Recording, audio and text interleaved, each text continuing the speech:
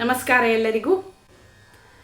ದೇವಿ ಯಮುನೆ ತನ್ನ ಅಣ್ಣನಾದಂತಹ ಯಮಧರ್ಮರಾಜನನ್ನ ಸತ್ಕರಿಸಿ ತಿಲಕವಿಟ್ಟು ಗೌರವಿಸಿದಂತಹ ಶುಭ ದಿನ ಯಮದ್ವಿತೀಯ. ಇವತ್ತು ಭಾಯಿ ದೂಜ್ ಅಂತಲೂ ಕರೀತಾರೆ. ಇವತ್ತು ನಾನು ಶ್ರೀಮದ್ ದೇವಿ ಭಾಗವತದ 9ನೇ ಸ್ಕಂದದ 31ನೇ ಅಧ್ಯಾಯದಲ್ಲಿ ಹೇಳಿರುವಂತಹ ಯಮಾಷ್ಟಕವನ್ನು ಅರ್ಥಸಹಿತವಾಗಿ ಹೇಳುತ್ತಾ ಇದ್ದೇನೆ. ಈ ಯಮಾಷ್ಟಕದ ಫಲಶ್ರುತಿ ಈ ರೀತಿಯಾಗಿ ಹೇಳುತ್ತದೆ. ಈ ಯಮಾಷ್ಟಕವನ್ನು ಪ್ರತಿದಿನವೂ ಪ್ರಾತಃ ಕಾಲದಲ್ಲಿ ಎದ್ದು ಯಾರು ಹೇಳುವರೋ ಅವರು ಯಮನ ಭಯವಿಲ್ಲದೆ ಸಮಸ್ತ ಪಾಪಗಳಿಂದಲೂ ಬಿಡುಗಡೆಯನ್ನು ಹೊಂದುವರು. ಮಹಾಪಾಪಿಯಾದವನು ಕೂಡ ಪ್ರತಿದಿನವೂ ಭಕ್ತಿಯಿಂದ ಈ ಸ್ತೋತ್ರವನ್ನು ಪಠಣ ಮಾಡಿದರೆ ಯಮನು ಅವನನ್ನು ಪರಿಶುದ್ಧನನ್ನಾಗಿ ಮಾಡುವನು.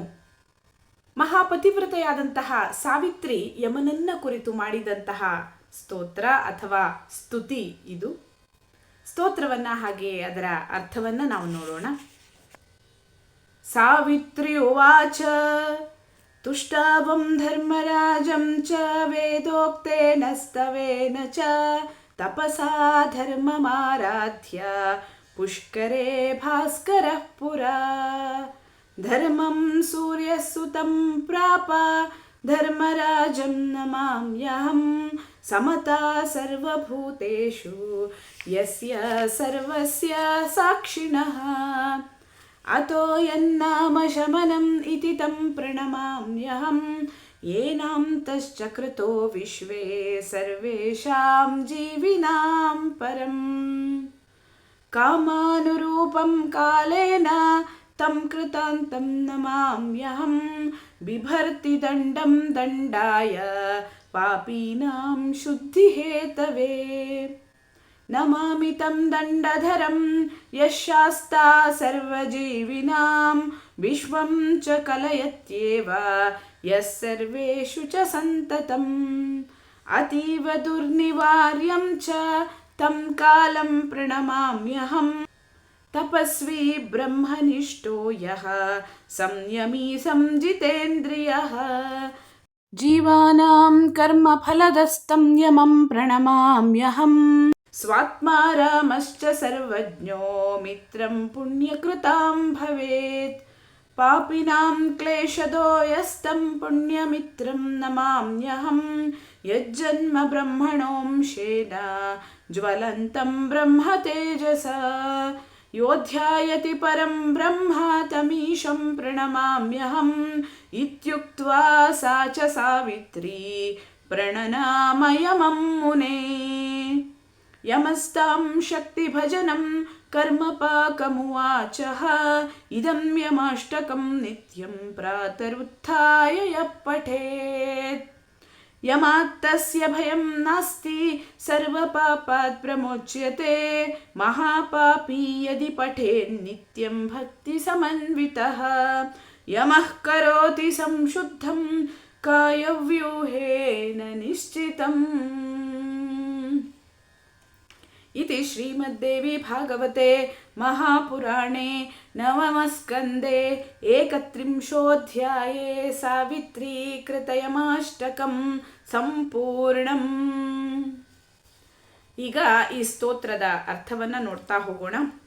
ಸಾವಿತ್ರಿಯು ಹೇಳಿದ್ಲು, ಪೂರ್ವದಲ್ಲಿ ಸೂರ್ಯನು ಪುಷ್ಕರ ಕ್ಷೇತ್ರದಲ್ಲಿ ತಪಸ್ಸು ಮಾಡಿ ಧರ್ಮದೇವನನ್ನು ಪೂಜಿಸಿ ಆ ದೇವನ ಅಂಶವುಳ್ಳ ಯಾವ ಮಗನನ್ನು ಪಡೆದನೋ ಆ ಯಮಧರ್ಮರಾಜನನ್ನ ನಮಸ್ಕರಿಸುವೆನು.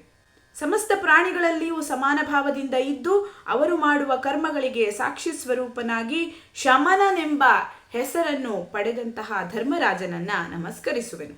ಪ್ರಪಂಚದಲ್ಲಿ ಸಮಸ್ತ ಪ್ರಾಣಿಗಳಿಗೂ ಅವರ ಇಚ್ಛಾನುಸಾರವಾಗಿ ಮಾಡಿದ ಕರ್ಮವು ಫಲಿಸುವ ಕಾಲಕ್ಕೆ ಸರಿಯಾಗಿ ಅವರ ಆಯುಸ್ಸನ್ನ ಕೊನೆಗಾಣಿಸುವುದರಿಂದ ಕೃತಾಂತನೆಂಬ ಹೆಸರನ್ನು ಪಡೆದ ಧರ್ಮರಾಜನನ್ನ ನಮಸ್ಕರಿಸುವೆನು.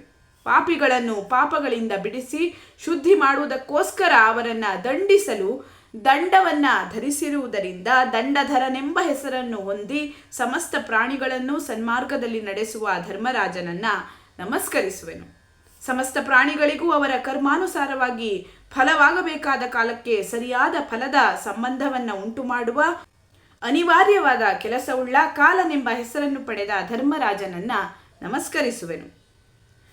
ಇಂದ್ರಿಯ ನಿಗ್ರಹದ ಅಭ್ಯಾಸವನ್ನ ಮಾಡಿ ಸಂಪೂರ್ಣವಾಗಿ ಆ ಇಂದ್ರಿಯಗಳನ್ನು ಜಯಿಸಿ ತಪಸ್ಸು ಮಾಡಿ ಬ್ರಹ್ಮಜ್ಞಾನ ಸಂಪನ್ನರಾಗಿರುವಂತಹ ಜೀವರುಗಳಿಗೆ ಕರ್ಮ ಫಲಗಳನ್ನು ಕೊಡುತ್ತಾ ಅವರನ್ನು ಸನ್ಮಾರ್ಗದಲ್ಲಿ ನಡೆಸುವ ಯಮನನ್ನ ನಮಸ್ಕರಿಸುವೆನು. ಸರ್ವಜ್ಞನಾಗಿ ಆತ್ಮಜ್ಞಾನದಿಂದ ಸಂತೋಷ ಪಡುತ್ತಿರುವ ಪುಣ್ಯವಂತರಿಗೆ ಸ್ನೇಹಿತನು, ಪಾಪಿಗಳಿಗೆ ದುಃಖವನ್ನು ಕೊಡತಕ್ಕವನೂ ಆದ ಪುಣ್ಯಕ್ಕೆ ಮಿತ್ರನಾದ ಯಮಧರ್ಮರಾಜನನ್ನ ನಮಸ್ಕರಿಸುವೆನು.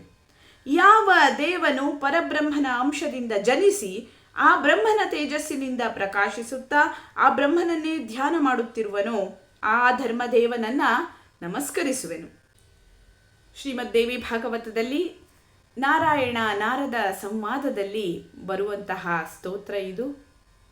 ಆದ್ರಿಂದ ಮುಂದೆ ನಾರಾಯಣ ನಾರದ ಮುನಿಗೆ ಹೇಳ್ತಾ ಇದ್ದಾನೆ, ನಾರದ ಮುನಿಯೇ ಕೇಳು, ಸಾವಿತ್ರಿಯು ಹೀಗೆ ಸ್ತೋತ್ರ ಮಾಡಿ ಯಮನಿಗೆ ನಮಸ್ಕಾರ ಮಾಡಿದಳು. ಯಮನು ಆ ಸಾವಿತ್ರಿಗೆ ಮೂಲ ಪ್ರಕೃತಿಯ ಮಂತ್ರವನ್ನು ಉಪದೇಶಿಸಿ ಆ ಶುಭ ಕರ್ಮ ವಿಪಾಕವನ್ನು ವಿವರಿಸಿ ಹೇಳಿದನು. ಮುಂದೆ ಫಲಶ್ರುತಿ, ಈ ಯಮಾಷ್ಟಕವನ್ನು ಪ್ರತಿದಿನವೂ ಪ್ರಾತಃ ಕಾಲದಲ್ಲಿ ಎದ್ದು ಯಾರು ಹೇಳುವರೋ ಅವರು ಯಮನ ಭಯವಿಲ್ಲದೆ ಸಮಸ್ತ ಪಾಪಗಳಿಂದಲೂ ಬಿಡುಗಡೆಯನ್ನು ಹೊಂದುವರು. ಮಹಾಪಾಪಿಯಾದವನು ಕೂಡ ಪ್ರತಿದಿನವೂ ಭಕ್ತಿಯಿಂದ ಈ ಸ್ತೋತ್ರವನ್ನ ಪಠಣ ಮಾಡಿದರೆ ಯಮನು ಅವನನ್ನ ಪರಿಶುದ್ಧನನ್ನಾಗಿ ಮಾಡುವನು. ಅತ್ಯಂತ ಮಹಿಮಾನ್ವಿತವಾದಂತಹ ಈ ಸ್ತೋತ್ರವನ್ನ ನಾವೆಲ್ಲ ಕೇಳಿ ಹೇಳಿ ಸನ್ಮಾರ್ಗದಲ್ಲಿ ನಡೆಯೋಣ. ಎಲ್ಲರಿಗೂ ಯಮದ್ವಿತೀಯದ ಶುಭಾಶಯಗಳನ್ನು ಮತ್ತೊಮ್ಮೆ ಹೇಳುತ್ತಾ ಈ ವಿಡಿಯೋವನ್ನು ಕೊನೆಯವರೆಗೆ ನೋಡಿದಂತಹ ತಮಗೆಲ್ಲರಿಗೂ ಧನ್ಯವಾದಗಳು. ಲೋಕಾಃ ಸಮಸ್ತಾಃ ಸುಖಿನೋ ಭವಂತು.